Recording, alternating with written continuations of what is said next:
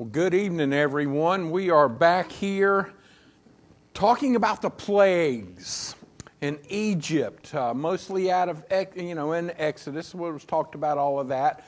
Why do we need to talk about this? Well, it is historical, but the most important thing is that we can learn a lot from it today. We need to be aware of what, I asked the question last week, what would our plagues be today if God was going to get our attention the way He got the attention of the Israelites and to prove, the Egyptians, and to prove that He was God? What would He do today? It's a great thing for us to think about and see how those things impact us. Well, we know way back when there was a million, maybe 2 million Israelites who were slaves in Egypt. Moses had left and was sent back by God to free his people. Moses went to Pharaoh. Pharaoh said, and then the whole plagues started. We talked last week about the first 3 plagues. This week we will pick up on plague number 4, and just in case you weren't with us or hadn't seen last week, what I'm doing is I have 2 lists. The 10 plagues, then on the list of the top 10 things in the United States that cause us to be, what's the best way to put this? I'm sorry, mine's going there. The top 10 things that distract us from God in the United States. So we have the 10 plagues where God was saying, no, your gods are not gods. I am the one true God. He was proving to the Egyptians that they could put their trust in these little g gods all they wanted, but it didn't do any good because He was the only true God. Now today, I say that again. What are the top 10 things in the United States that we put our faith in? We put our trust in. And I'm not talking about God. Y'all know what I'm talking about. And we'll continue on these. But today, so what we're doing is I'm going from 1 to 10 on the plagues, but I'm going 10 to 1 on the distractions in the United States. So, there was a couple questions last week. The first question was, hey, that picture at the beginning, what is that? That's a temple complex at Abu Simbel. It's a temple complex in northern Egypt is what it is. That just happens to be a picture of it at night. Also, last week we talked about there's really, we don't know exactly how long between every plague, but if you look at the Mishnah, which is a Jewish Hebrew text, they said it was basically lasted about a year in total for the 10 plagues. Now we know some plagues were shorter, some were longer, but it took about a year to get through all of the, from when Moses said, let my people go, and when Pharaoh finally said, get out of here. So that's about the difference in time. Now, Matthew 6:24 is our overarching verse we need to remember during this whole lesson series, and that verse in Matthew 6 says, no one can serve 2 masters. Either you will hate the one and love the other, or you will be devoted to the one and despise the other. You cannot serve both God and money. Now this one's talking about money, but that goes true for everything. That goes true for everything. You cannot be devoted to more than, to God and something else. Your 401k or whatever it may be. Whatever you think is going to protect you. So let's, I should have went all the way down to where I needed to be. I'm sitting here moving through the moving through all of the plague number 4, flies. There we go. I got to where I needed to be in the PowerPoint. This is covered in Exodus 8:16 through 28. Now, Shu was the god, the Egyptian god, that basically our God was saying, he can't do anything for you. Shu is the god of air and the supporter of the sky. She was often depicted in human form with an ostrich feather on his head, the hieroglyphic for his name. That's actually what it looks like. However, the air was, we know, totally controlled and commanded by the God of Israel. And God's army of flies is this plague. In museums around the world, ironically, many Egyptian amulets, the little things they wore, a lot of them are in the shape of flies, or actually have flies on there. And the fly and the fly symbol was considered a protection against harm, and were worn as magical objects that relied on the image of a creator or their parts to protect the wearer. So he's going, okay, this is what y'all think about that. Well, how about this? Can you imagine how bad that had to be? A swarm of flies, a plague of flies. Who's ever been on a picnic, sitting at a picnic table and flies going, get away, get away, get away, get away. I can't stand one. I remember growing up as a kid, in the 70s, my father ran a church camp and we had a dumpster. We did all the cooking. And inevitably, the middle of summer, that thing would get covered up with flies. And my dad had these pellets he'd spread around, and the flies would land on them and they'd start dying. I mean, they were everywhere. I hated going around that thing. And that was just this little place. I couldn't imagine being covered up with flies. And then, if you think about it, anything and everything they could lay their eggs on, they're going to lay their eggs on. And what happens then? Maggots. Ooh, I can't stand maggots. Now, they may be good for fishing, but they just kind of icky. But so that was the 4th plague. So, what is this associated with? On the other side, I've been going from 10, 9, 8, so now we're at 7. The 7th ranking thing via the survey in the United States was what distracts us from God. Well, the 7th thing on the list was physical appearance and image. Think about that a minute ago. How many people do you see taking selfies? Think about selfies. Think about video of me doing this, or it's all. That's social media. That's all it is. All over the place on social media. Look at me. Look at me. If it's not, it's so funny when you see all of them get busted for doing things that they're not really doing. I saw one the other day. This lady was like, "I'm a boss woman, this is my private jet," and all this stuff, and a picture of her sitting there like this, and then all these pilots are going, those windows are not rated. That is certainly not a jet. She kind of set this up, And then you see these pictures of these guys doing things. There's this picture of this oval. I don't know if y'all have seen it. It's kind of this kind of looks like a plane window. Well, the guy took a beach scene from overhead of Hawaii, and he put it on the back of his toilet seat. That's what I was talking about. And he's like this in front of his toilet seat and took the picture like this, And his people are so obsessed with their image, right? It's not just women. It's guys too, There's the makeup, but then there's the guys working out. Look at this. Look at that. I just have fun. The first thing I read this, when I saw this, I thought, man, all the people taking selfies, or all the people going, look where I'm at on vacation.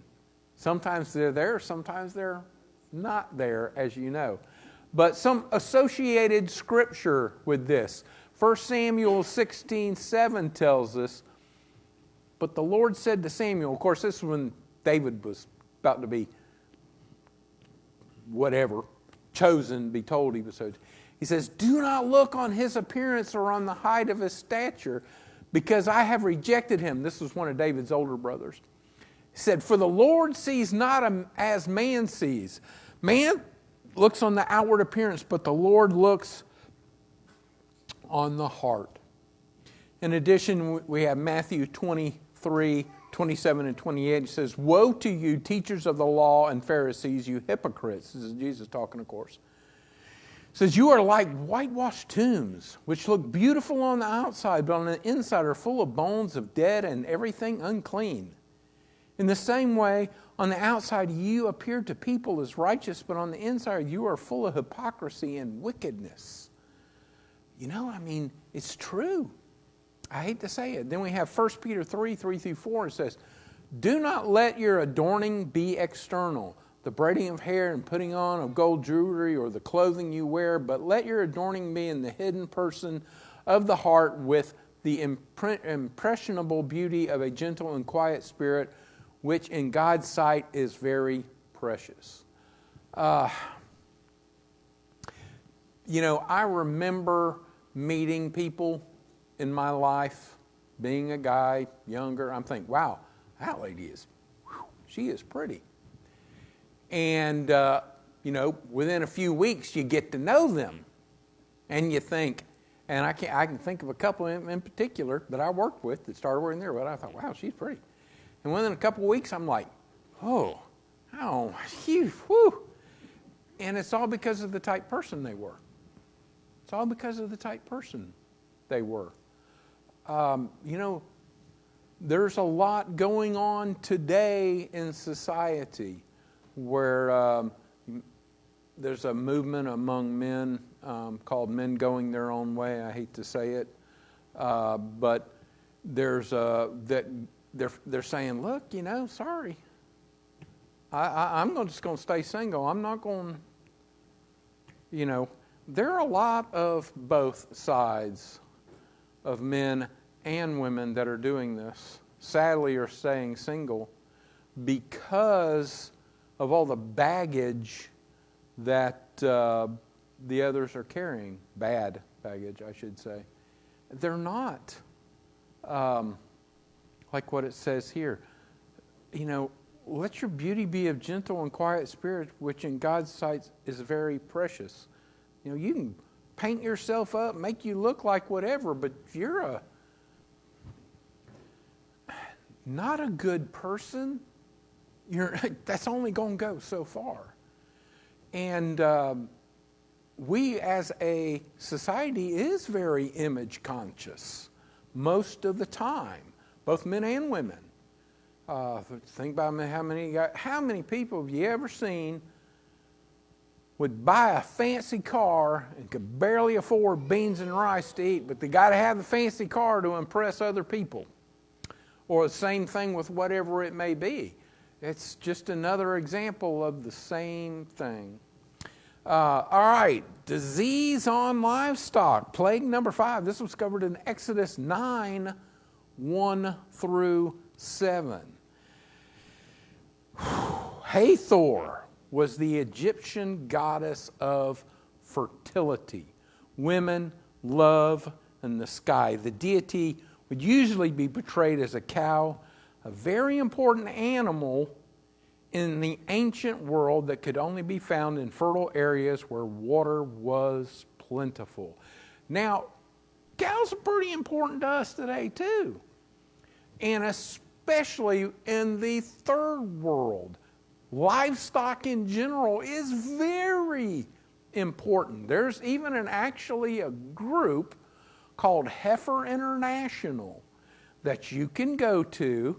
You can buy chickens, you can buy goats, you can buy sheep, you can buy cows, and they're given to people in third world areas. It helps get them out of poverty, or at least get them to the point where they have something to eat.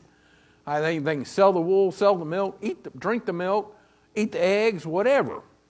And it's a vital link to I don't say financial success, but being able to supply what you need to your family, especially in the times of old. Remember, how many times are we told in the Bible how many sheep or how many goats or how much livestock a person has to indicate how wealthy they are? Okay, number 5. All right. There were other gods as well made in the image of livestock, such as Ammon, who was portrayed as a ram, and Nevis as a black bull. Happy, also known as Apis, was represented as a sacred bull, and Kum, often given a ram's head. Y'all may remember those from last week to other Egyptian gods we have already covered. But it really kind of goes without saying how important livestock was in the ancient world. And here's the truth. It was made clear that the God of Israel could deprive Egypt of one of the main sources of life on a direct result of their God. Point blank. Their God of livestock couldn't take care of their livestock. So, all right, that was the next thing God impacted. So what was our number 6 in terms of things that distract us from God in the United States? And quite frankly, I'm surprised this one wasn't a little higher. But one of the major distractions is technology and entertainment, when you think about it. And the statement is, excessive reliance on consumption of technology and entertainment, social media, we were talking about a minute ago, selfies, video games, streaming services. And here's the important part. It says it can take up a disproportional amount of time and attention. Now, this last week, it was Wednesday night going into Thursday morning, a big tree fell across New Henderson, took out the power lines and all the associated lines down the cable. What did that mean? It meant our internet went out at the house. And it was like 4:30, 5 o'clock in the afternoon on Thursday before we got it back. What did that mean for me? That was called old school Bible study instead of using the internet. But what it really meant was, I'm glad I'm ahead enough. I don't have to worry about that. I can't watch TV. I can't catch up on the news. I can't search this. I can't search that. I might as well clean the garage. But in all honesty, though, we've heard of brain rot. I talked about that about 2 months ago in a bulletin article, how technology just... But quite frankly, it can become a vacuum of our time. You can't live in the world today without use of technology, okay? But we must be aware of the fact that anything that takes up too much of our time is taking time away from our time with God, but also time of expanding His kingdom. Now, there are things away from God that we have responsibilities of doing, taking care of our family, obviously, loving our children, raising our children right, spouse, so forth and so on, which are I still put in that category of things we're told to do. But the pure entertainment side, we have to be careful about how much time we take up with that. Some scriptural verses to go with it. Colossians 3:1-2 kind of encourages believers to set our minds on things above, not on things here of the earth. Colossians 3:1-2 tells us, "Since then you have been raised with Christ. Set your hearts on things above, where Christ is, seated at the right hand of God. Set your minds on things above, not on earthly things." And in some ways, that could be this whole list, really.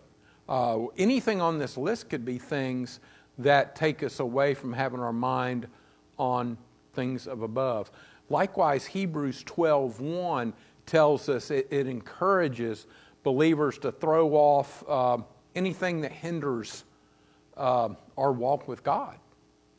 And it states, verse 12 of Hebrews says, "Therefore, since you are surrounded by such a great cloud of witnesses, let us throw off everything that hinders and the sin that so easily entangles, and let us run with perseverance the race marked out before us, fixing our eyes on Jesus, the pioneer and perfecter of faith."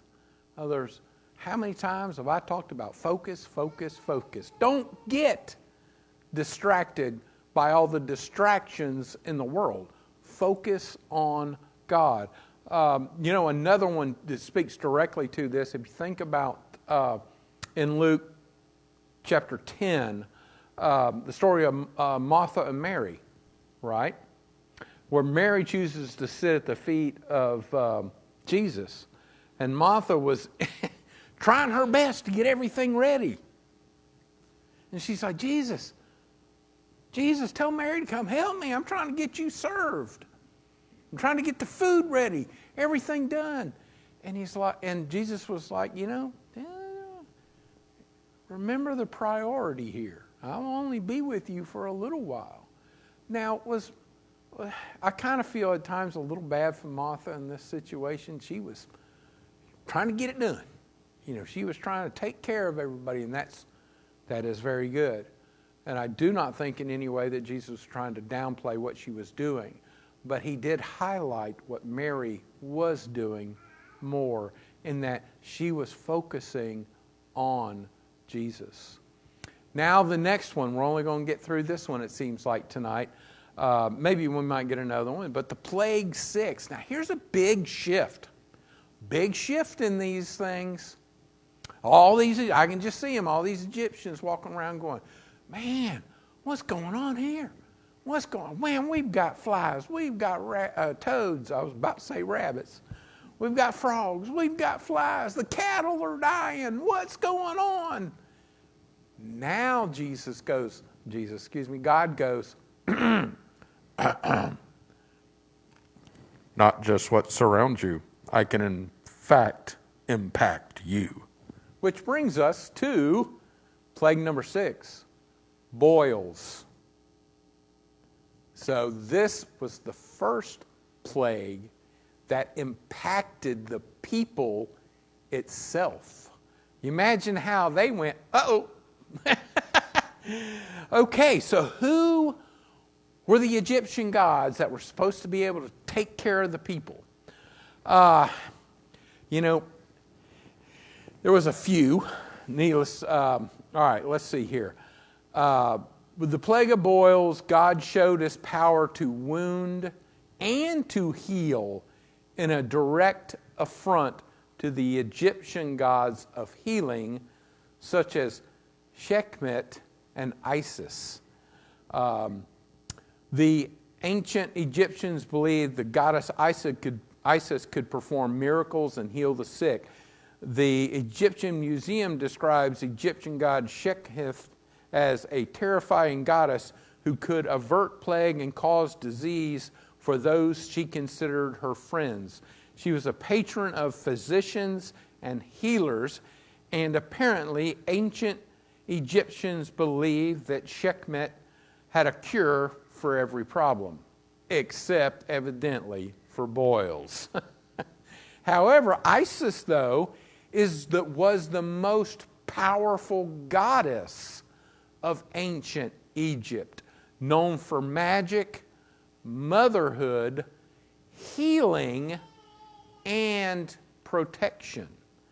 So, and by the way, when Karen put up the screen of the images there, Isis is the one with the wings, and the other one is Sekhmet. It's just two different images, an actual carved hieroglyphic, and then a drawing portrait from the front. So, God said, oh, you think these goddesses are going to protect you? Here you go. Okay. Now, what's the counter for our day? our day, the fifth thing that distracts us from our relationship with God is possessions and consumerisms.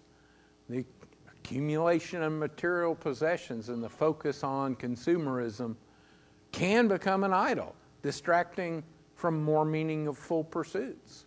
Who here has a collection of something? I mean, most of us, almost all of us have some sort of collection. That doesn't mean any collection is bad. That's not what I'm saying here. But anything that we want to buy or to collect or do, anything could cause us to neglect our relationship with God. Man, I really want that new car. No, all right, if I'm being honest. I really want that new truck. That truck's only $118,000, more than we paid for our first house. So what am I going to do? You know what? I figured out if I work overtime, then I work on Saturday and Sunday, I can make that $1,500 payment a month or $2,000 payment a month.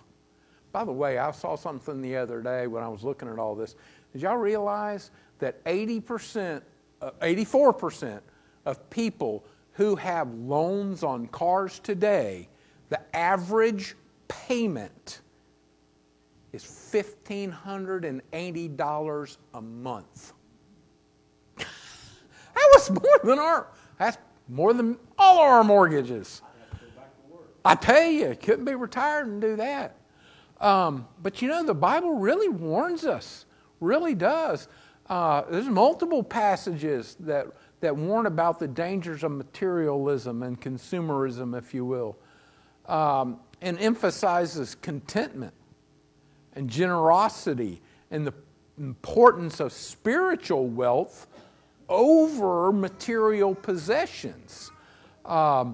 Take, for instance, Luke 12 and 15, which says, "And he said to them, take heed and beware of covetousness, for one's life does not consist in the abundance of the things he possesses. No offense. Even if you get buried with everything you've accumulated on earth," and there are people who are buried in cars and different things like that, it doesn't matter. You can't take it with you. Seriously. Y'all know that. And that brings us back to Matthew 6:24, though, what I was talking about at the beginning. That says, no one can serve two masters. For either you'll hate the one and love the other, or else he will be loyal to the one and despise the other. You cannot serve God and fill in the blank. Can't serve God and being part of this club or owning all these things, the constant search and run. Now, that doesn't mean that you can't. I'll be blunt. There are times every day I look at certain websites to see what they have on sale. Very, very rarely buy anything, but it is interesting. There's a auction site that there's got something on there I wouldn't mind having now, but I'm not going to spend the money on it. But I look at that auction site, I get an email from them every day, and first thing in the morning I sit down, I'm having my coffee, I'll go and look, and they've got this cabinet. It's 96 drawers that are about this size. You know, they pull in and it's got row after row of drawers. And they're metal front, and they have the little loop thing where you can pull them out, and it has the tab underneath where you can put a piece of a label in there. And I'm thinking, you know how well I could organize my reloading room with that? It'd be great. I love the piece of furniture. Starting bid $700. No one has bid on it. They'll probably get it, but I ain't bidding on it. But it is kind of nice, relaxing way to start after I've got up and got going. I'll sit there and look at for a few things. There's nothing wrong with that. But when you put that over maybe morning prayers, or you know, I don't have time to read my Bible this morning, but, I've got time to go look on these sales sites. That's a problem because you're prioritizing something else over God, right? And of course, for 1 Timothy 6:10, everybody loves to quote part of that, not all of it. Most people don't even ever quote it correctly. But that's the one that says, for the love of money is the root of all kinds of evil. The love, not if you have it, or if you've got too much, you can't get into heaven. Yeah, okay, show me where it says that, because it doesn't. It depends on your focus on it. And, it literally says, for the love of money is the root of all kinds of evil. Matthew 6:20, but lay up for yourself treasures in heaven, where neither moth nor rust destroys and where thieves do not break in and steal. Luke 12:33 is another one that says, sell what you have and give alms. Provide yourself money bags which do not grow old, a treasure in heaven that does not fail, where no thief approaches nor moths destroy. Hebrews 13:5, let your conduct be without covetousness. Be content with such things as you have. For he himself has said, I will never leave you nor forsake you. Are you willing to give up the future for something today? It's really what that comes down to. Are you willing to give up life in heaven with God, eternity in paradise, for a new car now and looking like a big shot here or whatever it is? Only you can answer the question. Proverbs 23:4-5 says, do not worry I love how this one's just so blunt. Don't wear yourself out getting rich. Do not trust your own cleverness. Cast but a glance at riches, and they are gone, for they will surely sprout wings and fly off to the sky like an eagle. Guess what? You are going to die an earthly death unless Jesus comes back first. And no matter what you've accumulated here on earth, you can't take it with you. But you are going one of two places. And you got to make up your mind which is more important. Ecclesiastes 5:10. This is, I never understood how this could be true, but you see it so often that it has to be. And now there's an important thing here. The second word says, whoever loves money never has enough. Whoever loves wealth is never satisfied with their income. This too is meaningless. Have you ever heard the saying, you will spend however much you make? Period. I remember when Karen and I got married, and we were talking, I'd love to have X amount in the bank one day just as a safety net. I look back about it now and I'm like, yeah, should have been a little bit higher than that. But where are we putting our trust? Are we always chasing that money? I think almost everybody here is retired except for a few of us. But we still have to be careful about it. We really still have to be careful. The question is, do you let something get in the... You can also ask the question, do we let something get in the way of giving to God? Nope, we've had a downturn in the market. I can't get anything to God right now. I got to wait till the market comes back up. I don't know.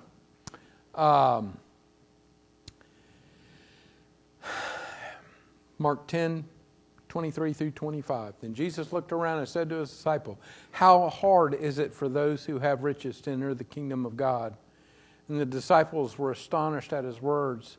But Jesus answered again and said to them, children, how hard it is for those who trust in riches to enter the kingdom of God. It is easier for a camel to go through the eye of the needle than for a rich man to enter the kingdom of God. Notice there's a word in there, isn't there? Trusts. How hard is it for those who trust in riches? Nicodemus was a rich man who came to Jesus. Abraham was rich. Most all of the big figures in the old Bible were rich. Are you saying Abraham's not in heaven? There are some people that like to twist that. There are some people that say if you make too much money, you can't go to heaven.